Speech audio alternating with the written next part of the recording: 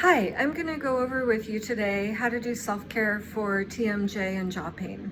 TMJ is the short version of temporomandibular joint pain, and that's the jaw joint right here. So TMJ pain could be up in the temple area, in the jaw, the mouth, it could be in the neck, the front or the back of the neck, and sometimes even it can cause headaches. So I've designed a quick little self-care program you can do, and there's a handout that goes along with it. So first you want to wash your hands, and if you're doing this on yourself, you're going to sit in front of a mirror. And what you're going to do first is you're going to take your fingers or thumbs and put them inside your mouth, and then you're going to spread the upper molars apart. You're going to hold that pressure and release that pressure 3 times in a row with your breathing. So it's going to look like this.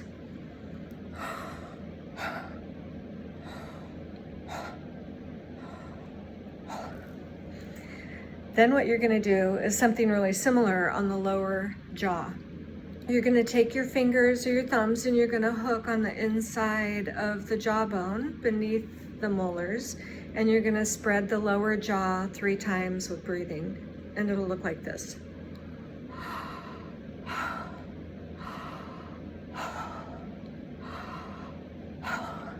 Feel free to breathe slower. You don't have to hyperventilate in order to get this done. But you want to take 3 deep, relaxing breaths and make sure you have a good hold on the actual jawbone below where your teeth are attaching in the gum and the jawline.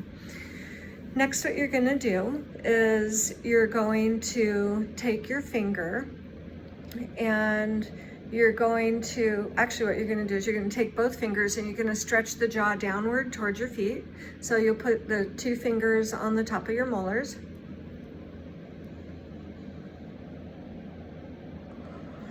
And the idea is to try to get these big muscles here to relax so you can just stretch. It's really hard to do. So sometimes if you just alternate the pressure, it's a little easier to feel the stretch.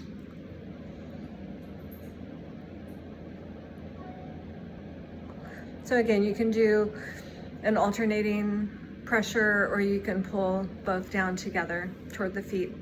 Next thing you'll do is you'll take 1 finger and you're gonna wipe the small muscles of the upper corner of the upper molars in the back. You're gonna sweep from the upper part near the bone downward along the muscle, and you do this inside the mouth. So it looks like this. And then the other side. That can be pretty tender. So you can do, 1 or 2 swipes, whatever you feel like doing. The next one is to, you want to swipe along the muscles at the back of that curve that's between the upper teeth and the lower teeth. There's a curve in the jawbone back there, and some muscles are attached in that area. So you want to take your finger back there and swipe. And then from top to bottom on the other side. Just straight back where the jawbone sort of rests back there. For people that have a really hyperactive gag reflex, this may be impossible to do, but you can try it. The next thing to do is to find your jaw closing muscles in your cheeks. So you're gonna bite down and you'll feel these muscles pop up, and that's how you know where to rub your jaw closing muscles in the cheeks. And you can rub in circles either way. You can rub up and down, whatever feels good. You can take and press straight back on those clenching muscles in the cheeks. The next one that you're going to do is you're going to take your fingertips and you're just going to rub lightly along the jawbone, because these big chewing muscles here, they attach on the jawbone right down there. So you just take your fingertips and rub lightly along the jawbone with your fingers there.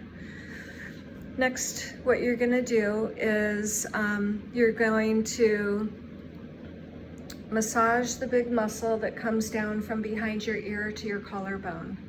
So you can just rub along there. You only do 1 side at a time because your carotid artery is right in here and you don't wanna block the blood flow to your brain, right? So you can tilt your head a little bit and pinch the muscle. And again, you might find some tender spots, so you can just rub it gently with your fingers. If you turn your head and tilt it a little bit while you're sitting there in front of a mirror, it'll be really easy to find.